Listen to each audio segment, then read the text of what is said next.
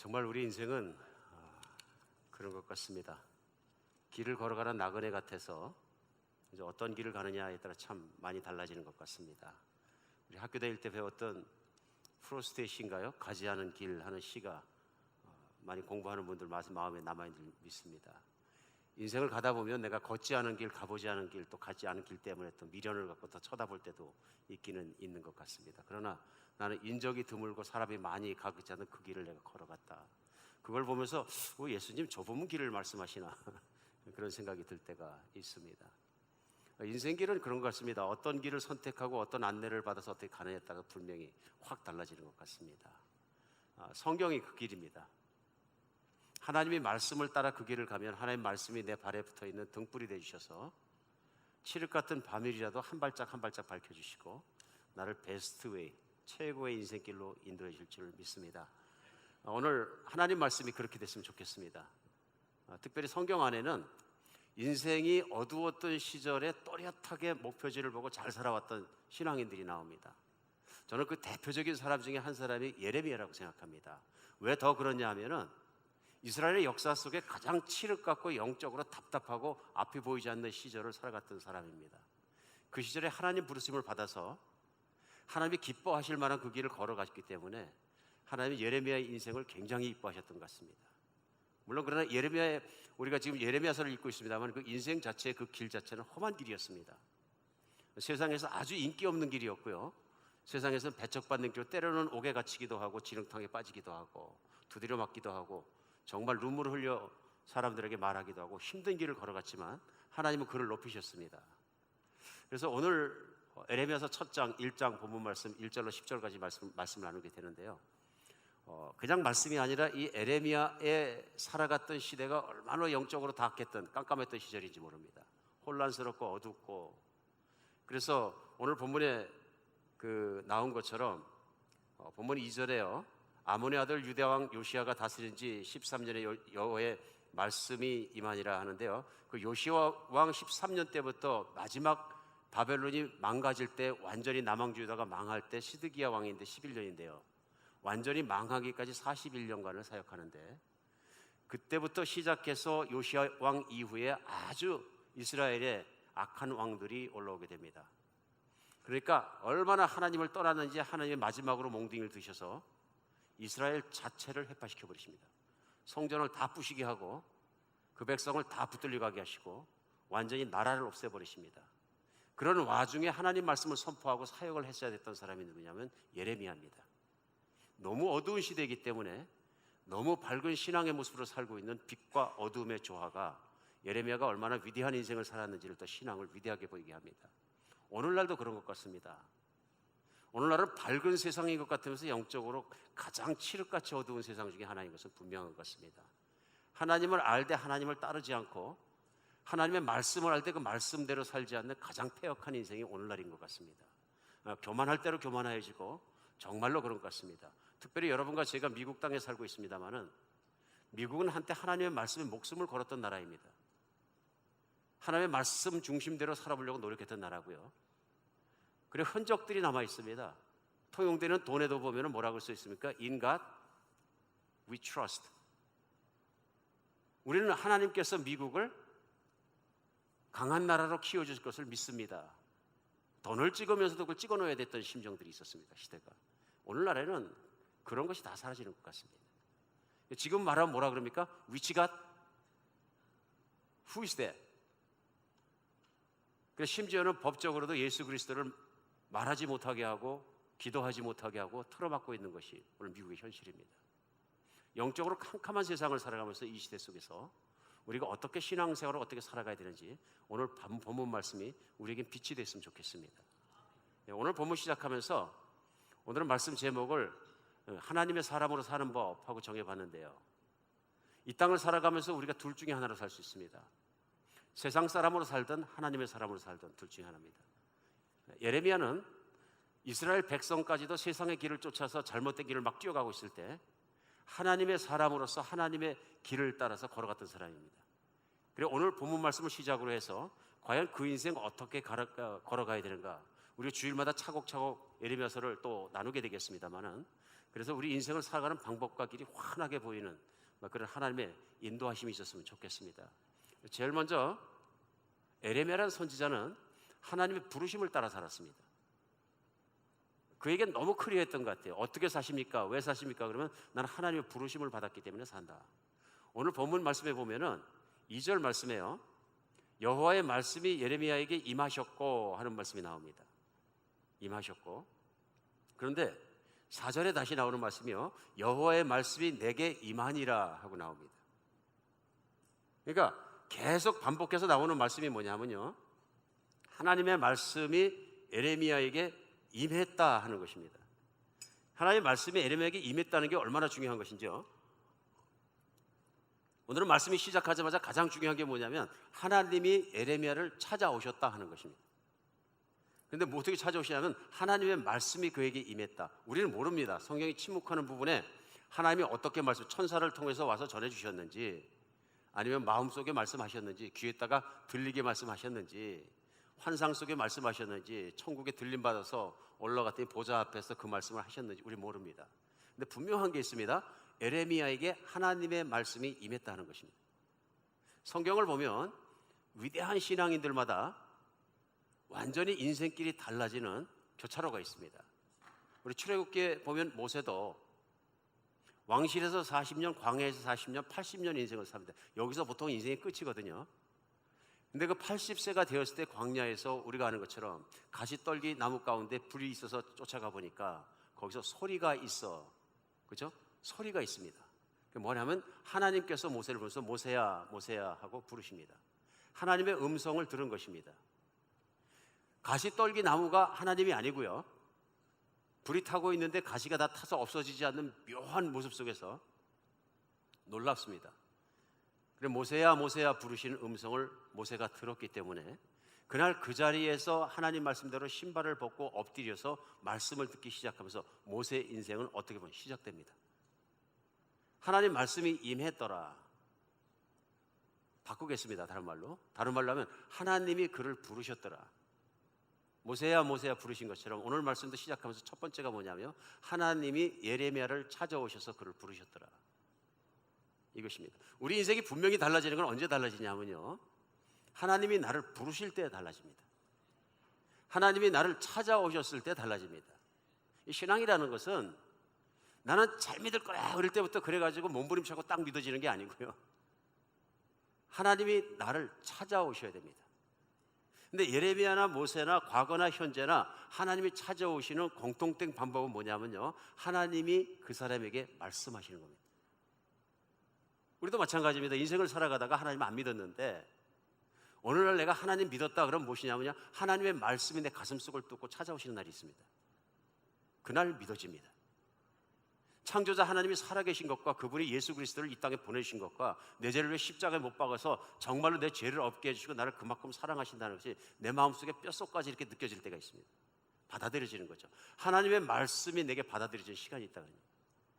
이 시간을 바꿔서 얘기하면 하나님이 나를 찾아오신 것입니다. 그래서 모세를 찾아오신 하나님, 에레미야를 찾아오신 하나님, 사도 바울을 찾아오시는 하나님이 오늘도 그 성령님께서 각 사람을 찾아가신다. 그리고 성경 말씀대로 은혜를 나누어 주시고 부르신다. 우린 영어로 부르심, 그럼 뭐라 그러면 콜링이라 그럽니다. 오늘 예레미야의 인생이 색다르게 시작하고 정말로 하나님의 사람으로 시작되는 가장 중요한 건 하나님이 그를 콜링, 부르셨기 때문에 그렇습니다. 그렇죠? 그를 부르시 않았다면 예레미야도 그냥 한 농부로 살든지 자기 직업 속에 살다가 그냥 거꾸로져서 다른 사람들이 사는 인생을 그대로 따르다가 그냥 또 하나님 앞에 그냥 죽었을지도 모릅니다. 그러나 하나님이 그를 부르셨기 때문에 굉장한 변화가 일어납니다. 오늘 하나님의 말씀이 그에게 임하셨다, 찾아오셨다 하신 첫 번째 일이 뭐냐면요, 하나님께서 이것을 가르쳐 주십니다. 5절에 내가 너를 모태 짓기 전에 너를 알았다부터 시작하십니다. 이거 기가 막힌 말씀이 뭐냐면 이게 굉장히 큰 계시죠. 하나님을 만났는데 하나님의 음성을 처음 듣는데 그분의 말씀이 뭐냐면 내가 태어나기 전부터 너를 안다. 이거 어마어마한 선포입니다. 세상 어느 책에도 어느 인터넷에 있는 인포메이션에도 어느 길에도 이런 말은 없습니다. 창조자 하나님께서 사람을 찾아와서 내가 태어나기 전부터 너를 안다 그러시더라고요. 누구만 이 말씀을 하실지 아니면 진짜 창조자만 이 말씀을 하실 수 있습니다. 믿으십니까? 그래 우리 인생을 살아가면서 그러거든요. 인생 나는 어디서 와서 어디로 가는지 잘 모른다. 이게 인간의 가장 정말 바닥에 있는 고민이거든요. 자기가 어디서 오는 걸 모르는 거예요. 두 번째, 죽으면 어디로 가는지를 못 든다는 거예요. 이거는 믿는 사람이나 안 믿는 사람이 다니까 인생은 나그네 길 어디서 왔다 어디로 가는지 제가 아주 잘 부르던 유행가 중에 하나예요. 어릴 때.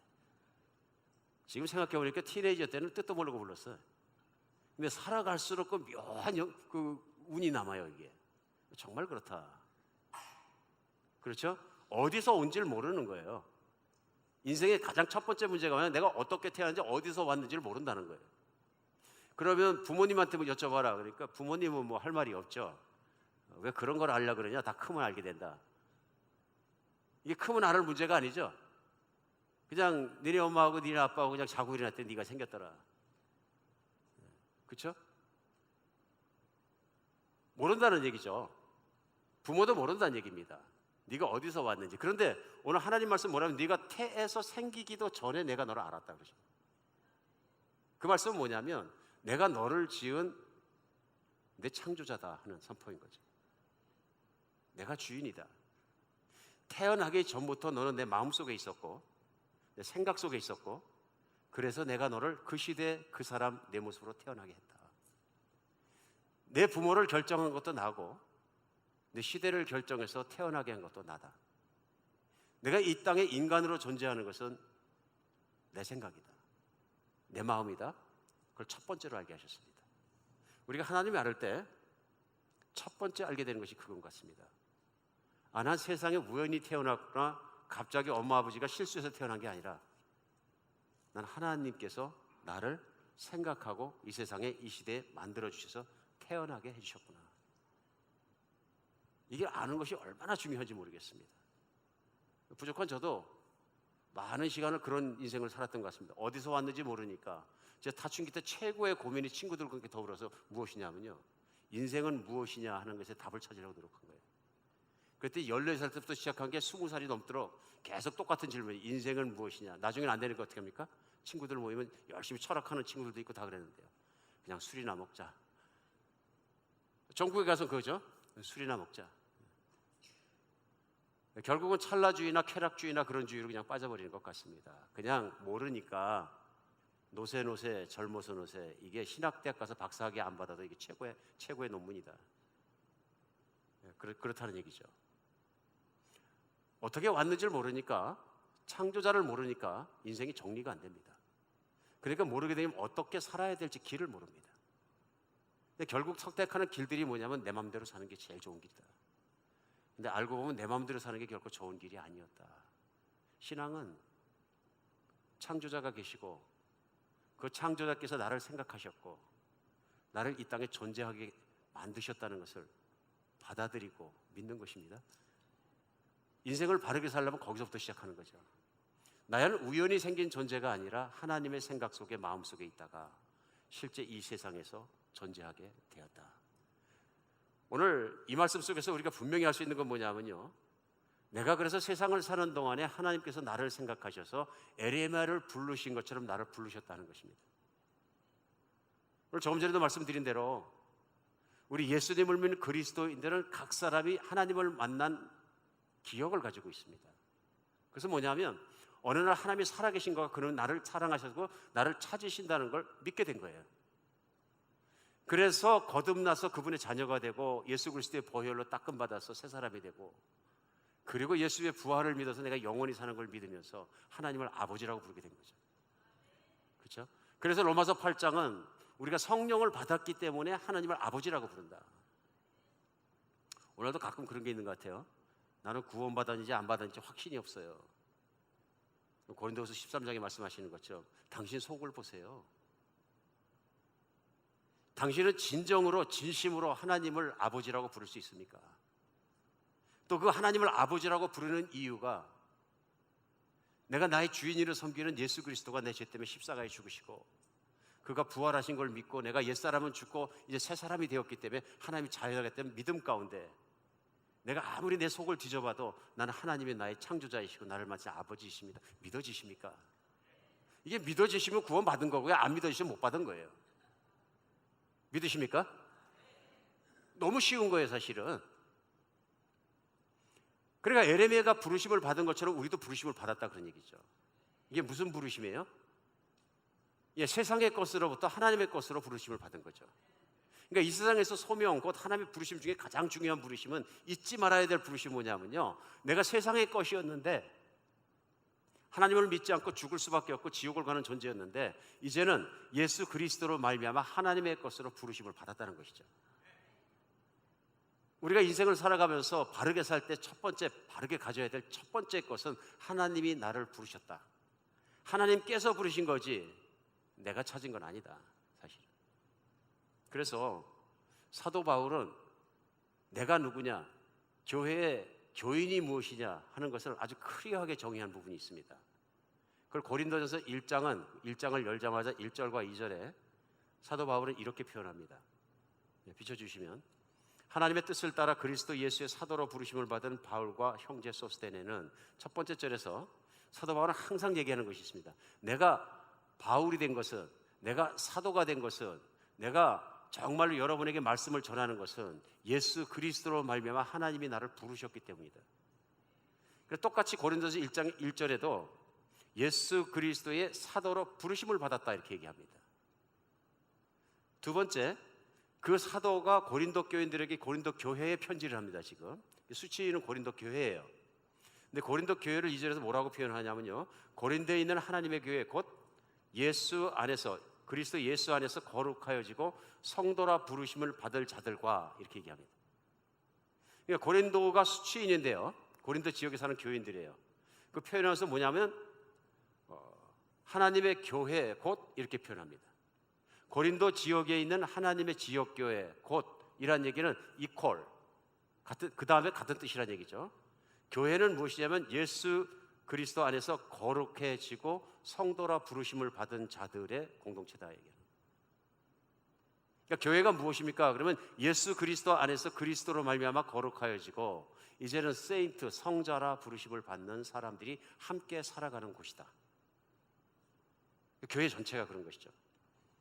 그래서 여기서 중요한 단어가 뭡니까? 부르심을 받았다. 그렇죠? 성도라 부르심을 받은 자들. 하나님이 보시기에 성도, 뭡니까? 세인트, 거룩하다. 세상에 있는 사람들이 속되었을 때 교회에 있는 교인들은 거룩하다 부르시는 겁니다. 왜 거룩해졌습니까? 예수님을 믿음으로 거룩해진 거죠. 하나님이 거룩하게 만들어주신 거죠. 교인은 누구냐면요, 하나님께서 그리스도 예수의 십자가의 보혈로 말미암아 말끔히 닦아주시고 새 생명을 주셔서 하나님의 자녀로 삼아주신 하나님의 자녀들이 함께 살아가는, 그런 세인트들이 함께 살아가는 공동체다. 거기서부터 더 확장해서 2절 끝부분은요, 또 각처에서 우리 주, 곧 그들과 우리 주 대신 예수 그리스도의 이름을 부르는 모든 자들. 부름을 받았기 때문에, 하나님의 것으로 콜링을 받았기 때문에 이제는 어떻게 하냐면 예수님을 주로 부르는 모든 자들이 다 거룩한 자들이다, 교회다 하고 표현합니다. 오늘 이 말씀 가운데 우리에게 중요한 것은, 인생을 살아가면서 내가 어디서 왔나 생각해 보면 간단합니다. 하나님이 나를 생각하시고 나를 지으시고 내 인생의 가장 적절한 때에 하나님의 복음이 내 귀에 들리게 하시고 내 마음에 담아지게 하셔서 나를 새 사람으로 만들어 주시고 자녀로 부르셨다. 콜링입니다. 이거 흔들리면 신앙인의 인생은 다 흔들립니다. 구원 자체가 다 바닥까지 흔들리는 겁니다. 오늘 정말 우리의 마음속에 다른 건 몰라도 이 부르심이 확실해지는 여러분과 제가 됐으면 좋겠습니다. 요즘 부르는 찬양 중에서 가사가 엄청나게 진리이고 아름다운 찬양이 하나 있습니다. 제가 가사 읽어드리겠습니다. 부를까요? 네, 읽겠습니다. 하나님은 너를 만드신 분, 너를 가장 많이 알고 계시며, 하나님은 너를 만드신 분, 너를 가장 깊이 이해하신단다. 하나님은 너를 만드신 분, 너를 가장 많이 알고 계시며, 하나님은 너를 만드신 분, 너를 가장 깊이 이해하신단다. 하나님은 너를 지키시는 분, 너를 절대 포기하지 않으시며 하나님은 너를 지키시는 분, 너를 쉬지 않고 지켜보신단다. 그의 생각은 셀 수 없고 그의 자비는 무궁하며 그의 성실 날마다 새롭고 그의 사랑은 끝이 없단다. 참 아름다운 찬양입니다.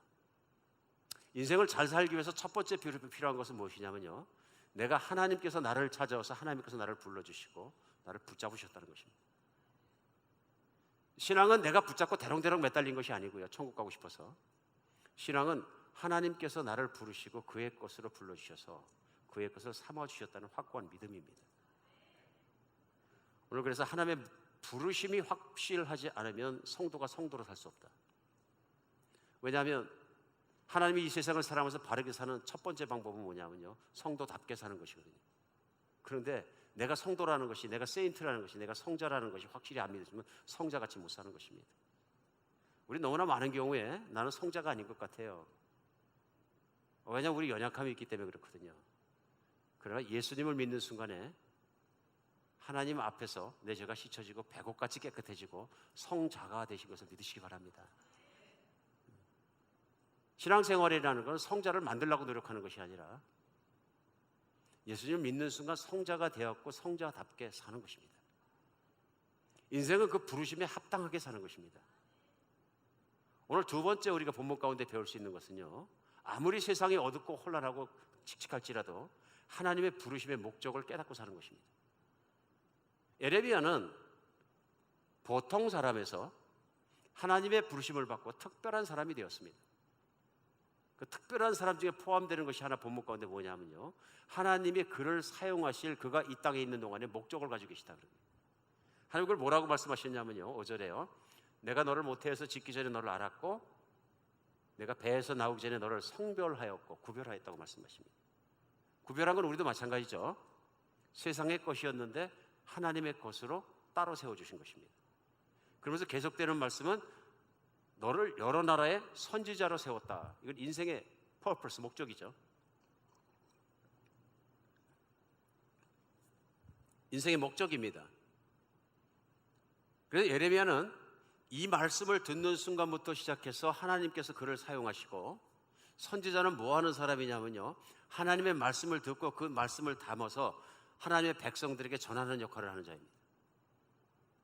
하나님 말씀의 종이 되었다, 그런 얘기입니다. 너는 내가 평생 동안 너를 내 말씀을 나르는 도구로 쓰겠다. 이게 예레미야의 퍼포스입니다. 인생의 목적이에요. 하나님이 그에게 부여하신 목적이에요.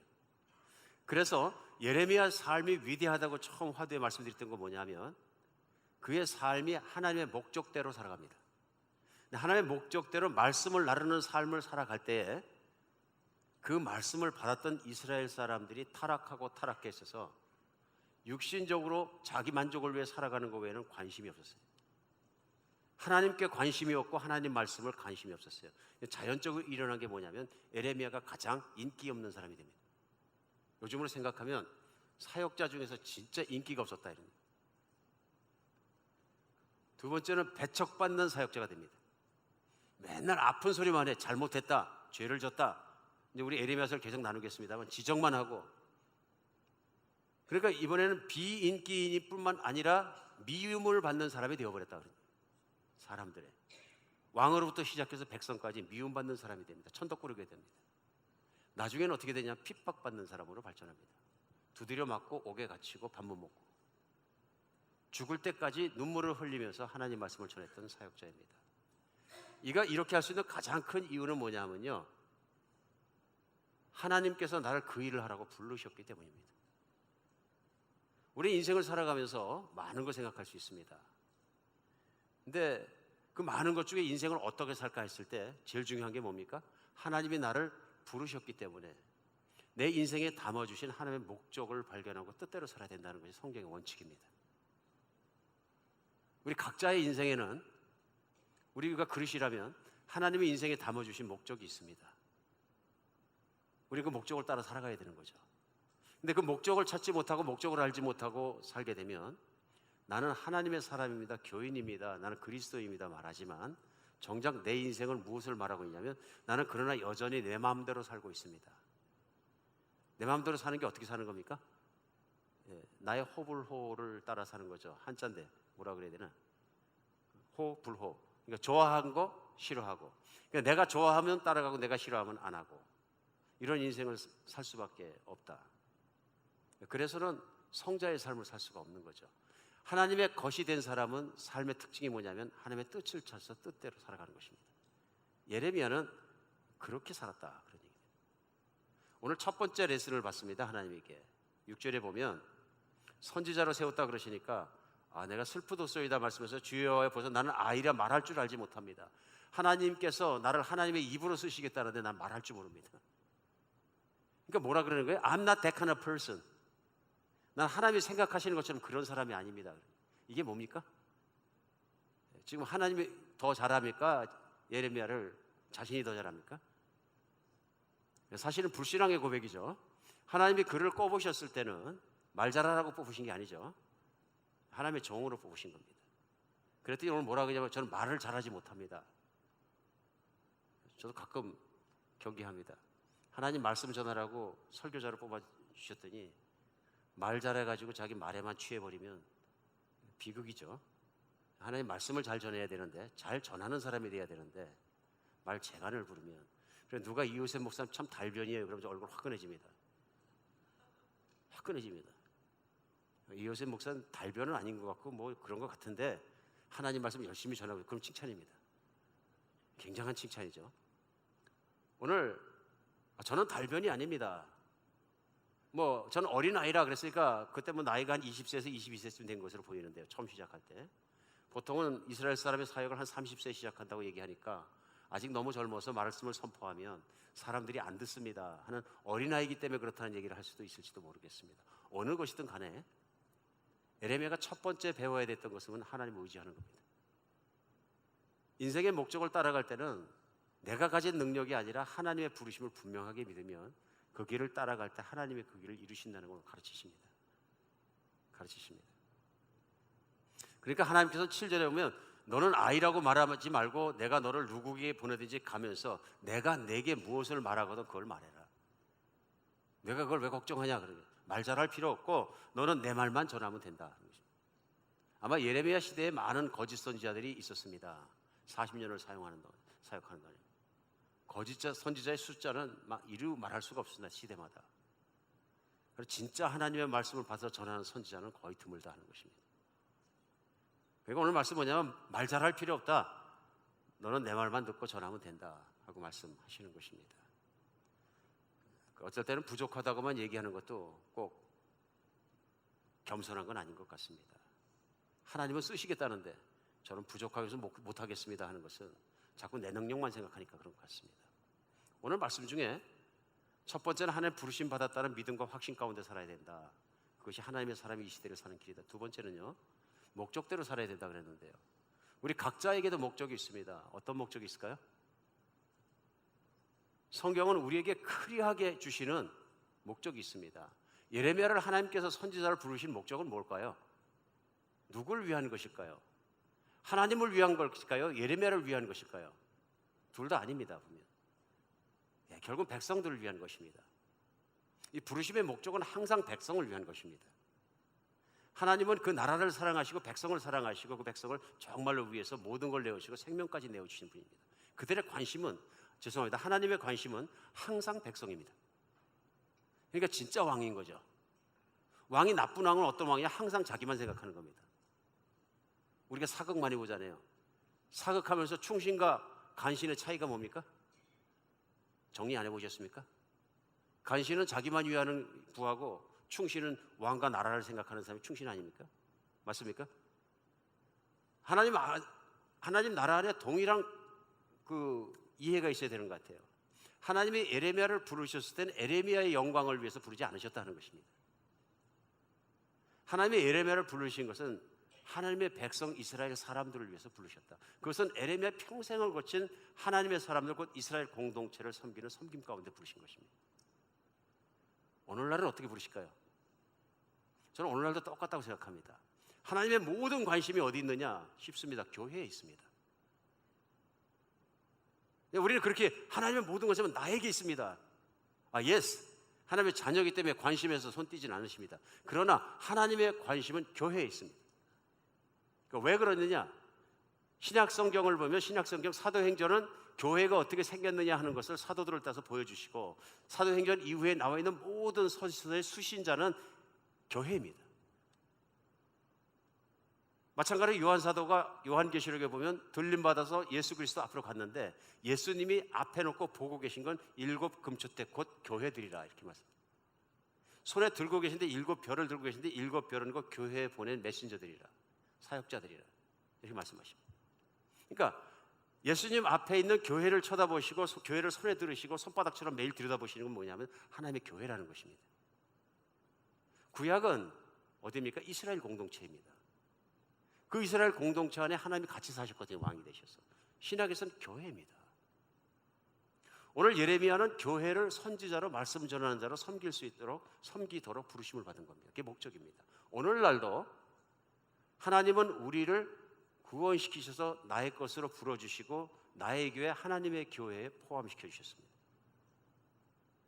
굉장히 중요한 것입니다. 그러니까 세인트, 성자가 교회를 떠나서는 살 수가 없습니다. 물고기가 물을 떠나서 살 수 없는 것처럼 성도가 교회를 떠나서 사는 것은 안 되는 것입니다. 요즘 교회관이 깨져가지고 그냥 뭐 로컬 교회 안 다녀도 내가 집에서 인터넷 보고 헌금 드리고 찬양하고 기도하고 성령 충만하다 최고의 설교 듣고 찬양하고 안 되는 것이 있습니다. 소속이 안 되면 안 되는 것입니다. 하나님은 우리가 하나님의 공동체 안으로 소속되기를 원하십니다. 그래서 신약 성경에서 쓰고 있는 단어 중에서 교인을 지체라는 단어를 씁니다. 지체는 사람 몸이 있으면 이 지체가 보니까 손가락, 발가락, 손, 발, 그렇죠? 내장 기관들, 눈, 귀 다 지체들이죠. 이런 것이 없으면은 몸이 되지 않는 것처럼 오늘날 교회를 설명할 때 몸으로 표현하고 지체라고 표현합니다. 그러니까 손가락이 떨어져서 나는 혼자 살 거야. 나 혼자서 막 다니면서 잘할 수 있어. 아니죠. 손가락이 유용한 이유는 뭐냐면요. 신경과 눈, 코, 비를 다른 기관들이 정상적으로 작용을 했을 때 모든 신체 손가락도 유용해지고 모든 부분들이 유용해지는 것입니다. 성경은 그걸 설명하고 있는 거예요. 교회의 중요성을 강조하고 있는 거죠. 오늘날 살아가면서 우리가 성도로서 바르게 살기 첫 번째 우리 생각해야 되는 건 우리는 섬기는 자로 부르셨습니다. 구체적으로 예레미야는 이스라엘 공동체를 말씀으로 섬기기 위해서 부르셨습니다. 그리고 그것이 아무리 어려울지라도 그 길을 쫓아 살아가니까 그 위대한 신앙인이 된 것입니다. 오늘날도 하나님 우리 각 사람을 하나님의 교회를 공동체를 섬기도록 부르셨습니다. 각자에게 맡겨진 섬김의 분량들이 다 있다고 신약 성경은 분명하게 말씀하시는 것입니다. 모든 사람이 다 사도겠느냐, 선지자겠느냐, 교사겠느냐, 목사겠느냐, 그렇죠? 무슨 뭐 다른 영적인 은혜를 베푸는 자이겠느냐, 지혜의 말씀을 전하겠느냐, 그렇지 않다 그러시는 거예요.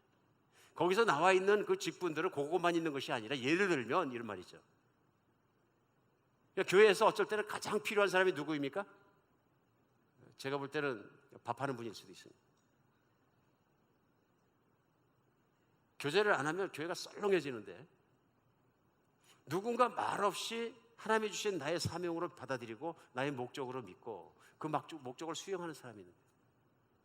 교회 보이지 않는 곳에 섬기는 분들이 있습니다. 기도로 섬기는 분들이 있어요. 굉장한 은사입니다. 교회는 절대로 기도보다 앞서지 않습니다. 기도 없이는 교회는 못 일어납니다. 기도 없이는 싸우지도 못합니다. 이걸 맨 앞에서 싸우는 분들이 계세요. 계속 기도하는 분들이 계세요. 그렇죠? 굉장한 보이지 않는 곳에서 교회를 섬기는 굉장한 믿음입니다. 교회는요 보이지 않는 곳에서 청소하는 게 얼마나 큰지 몰라요. 저도 게을러서 제 방도 잘 청소를 안 하는 편인데 요즘 연세 드신 성도님께서 들어오셔서 쓰레기통 치우고 닦아주셨는데 너무 죄송해요. 완전히 몸둘 것을 몰라요. 제가 벌떡 일어나는데요. 근데 마음속으로 얼마나 감사한지 몰라요. 그렇죠? 교회는 다 필요한 거예요. 그래서 우리가 생각해 보면은 첫 번째는 하나님의 공동체 안에 같이 살아가면서 어떻게 섬길 것인가. 하나님 주신 공동체 두 군데 있습니다. 가정과 교회입니다.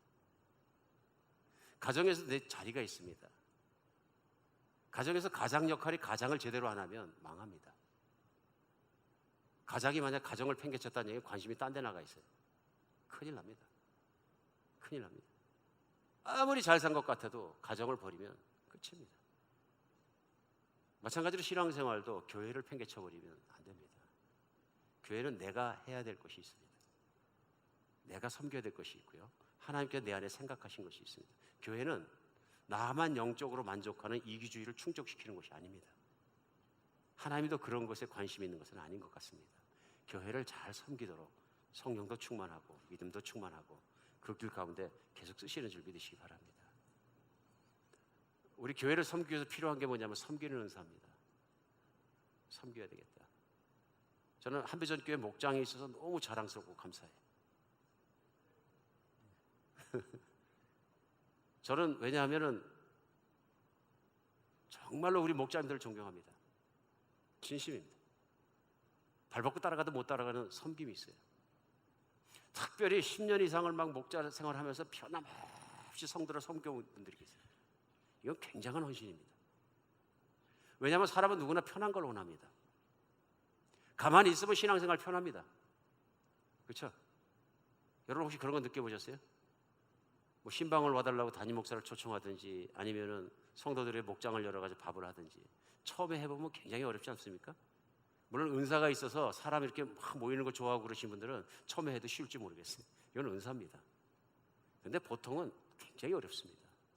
가정을 오픈하다가 한 번 오픈하려고 그러면 어떻게 해야 돼요? 한 달 전부터 고민할 분 많아요. 청소해야지요, 닦아야지요, 흉안 잡히게 해야지. 또 그것뿐이 아니고 또 우리 자매님들 음식 해야 되는데 무슨 음식을 해야 되나 뭐 복잡합니다. 그러니까 그게 뭐예요? 정신적인 부담, 여러 가지 부담으로 오니까 그냥 안 하는 게 낫다. 우리 그렇게 생각합니다. 각자 신앙생활 그냥 하면 되지. 뭐 자꾸 밥은 돌아가면서 먹어가지고 힘들게 하나? 아닙니다. 교회 사랑도 자꾸 만나고 같이 살아가야 돈독해지고 공동체를 배울 수 있습니다. 근데 그 자리를 누군가 서로 안 하겠다 그러면 말없이 10년이고 얼마고 섬겨오신 분들이 계십니다. 이거는 헌신 없이 못하는 겁니다. 우리 목자님들에게 항상 우리 감사하고 박수를 보내며 그들의 섬김에 참 감사하는 여러분과 제가 됐으면 좋겠습니다. 그리고 우리 믿음이 깊어질수록 우리들은 섬길 수 있었으면 좋겠습니다. 믿음의 결과는 뭐냐면 섬기고 싶은 마음이 생기고 섬기고 싶은 마음대로 헌신해서 살아가는, 그때 내 인생의 목적이 일어납니다. 그렇게 섬겨야 밖에 나가서 하는 일이 또 섬겨지기 시작합니다. 그렇죠? 두 번째 우리가 적용한다면 섬기는 게 뭐냐면 밖에 나가서 섬기는 일입니다. 나의 직장에서 나의 삶의 현장에서 뭐 하는 거냐? 복음 전하는 겁니다. 가장 필요한 것이 뭐냐면 복음이거든요. 근데 복음 전하는 사람에게 꼭 필요한 은사가 뭐냐면요, 그들을 삶 속에서 선행으로 섬기는 것입니다. 착하게 사는 것입니다. 그러면서 복음을 나누어 주는 것이거든요. 그래서 그런 사람들을 인도해서 목장에서 같이 믿음을 들도록 섬기고 나누기도 하고 우리 그 일을 하며 사는 것입니다. 누가 뭐라 그래도 우리의 인생의 목적은 분명합니다. 하나님 나라 안에 살아가면서 그 나라를 섬기고, 두 번째는 나라 밖에 있는 사람들을 복음으로, 예수님과 제자들이 그랬던 것처럼 복음으로 섬기며 사는 것입니다. 펑션의 차이는 조금씩 있을 수 있습니다. 그죠? 어떤 사람은 기도로, 어떤 사람은 섬김으로, 어떤 사람은 밥을 해서, 어떤 사람은 컴퓨터를 통해서, 다 어떤 사람은 설교를 통해서, 어떤 사람은 사역자가 되고 다 섬길 수 있지만 공통적인 것은 하나님과 하나님의 나라를 섬기는 것입니다. 여러분과 제가 그런 쓰임새 속에 늘 들어갔으면 좋겠습니다. 연변과학기술대학교 건축학과 교수로 섬기시는 권길중 박사님이라는 분이 계시답니다. 이분은 미국에 이민 오셔서 열심히 공부하셔서 작품 활동도 많이 하시고 세계 100대 조형 건축가가 될 만큼 설계에 대해서 탁월한 분이시세요. 그래서 인정받게 돼서 성공도 하게 되시고 승승장구하시다 어느 날 식도암이 걸리셨어요. 젊은 나이에 식도암이 걸리셔갖고 음식을 제대로 넘길 수가 없는 거예요. 나중에는 도저히 못 넘겨갖고 콧구멍에서부터 이렇게 호스를 키워가지고 음식물을 넘겨야 되는 그런 처지가 돼서 의사가 이제 얼마 못 삽니다. 최종 판결이 나서 의사마다 보니까 안 되기 때문에 이제 죽음을 준비했던 그런 분입니다. 정말 낙심해서 살아가고 있는데 가족 중에 한 사람이 연변과학기술대에게 김진경 총장님의 간증 테이프를 틀어줬다 그래요. 근데 그 간증 테이프를 듣는데 김진경 총장님이 이런 말씀하셨다 그래요. 여러분, 하나님이 가장 기뻐하는 삶이 무엇인지 아십니까? 복음을 모르는 사람에게 복음을 전하는 삶을 사는 것입니다. 여러분 중에 하나님의 영광을 위해 복음을 위해 살고 싶으면 연변과학기술대학으로 오십시오. 그곳에 중국의 젊은이들이 기다리고 있습니다. 그들에게 복음을 전할 수 있습니다. 그들의 장래를 통해서 하나님의 영광을 받을 수 있도록 여러분은 썩는 비달이 될 수 있습니다. 이 간증과 이 초청의 말씀을 듣는데 막 가슴이 불타는 것 같이 뜨거워지더래요. 나도 좀 이제는 하나님의 그 복음을 전하며 연변 가서 내가 가르칠 수 있으니까 교수가 돼서 그 학생들을 좀 키웠으면 좋겠다. 불같이 일어나는데 이제 뭐 오늘 내일 하는 육신의 입장이 되니까 아무 생각이 안 나고 이제 그다음부터 눈물만 쏟아지더래요. 왜 내가 인생을 내 모든 하나님이 주신 재주와 모든 것과 은사를 다 통해서 잘 먹고 잘 사는 것만 살아왔던가. 내가 죽음을 앞에 놓고서 보니까 눈물만 쏟아지더래요. 그래 어쩔 수가 없어 엉엉 우는데 울다 보니까 눈물이 꿀꺽꿀꺽 넘어가더래요. 그래서 왜 이게 삼켜지냐? 아무것도 안 삼켜졌었는데 그래 여기서는 조금씩 작은 음식부터 삼키기 시작했는데 시컷 울고 났더니 그다음부터 음식이 먹여지기 시작해서 호수 빼고 음식을 먹기 시작했는데 완치되셔서 연변과학의대에 가서 교수를 하시는 거예요. 죽음 앞에 배웠으니까 얼마나 좋은 것입니까? 죽음 앞에서 보니까 내가 은사 받은 것들, 뭐 하나님이 주신 모든 것들 내가 참으로 목적대로 쓰지 못한 게 너무 많다. 하나님께서 새 생명 주셨을 때 그걸 쓰게 된다. 사랑하는 우리가 너무 늦었을 때 환난 가운데 기적을 체험하는 것도 좋지만 늦기 전에 말씀이 깨달아졌으면 좋겠습니다. 내가 성도로서 어떻게 살아야 될 것인지, 그리스도의 사람, 하나님의 사람으로서 어떻게 이 시대를 살아야 될 것인지 바르게 살아가는 인생이 되었으면 좋겠습니다. 하나님은 내 인생을 향한 큰 뜻이 있습니다. 어린아이라고 말하지 마십시다. 하나님이 그 일을 할 마음을 주셨으면 하는 길과 능력도 하나님이 심어주시고 하나님이 담아주십니다. 기도하겠습니다.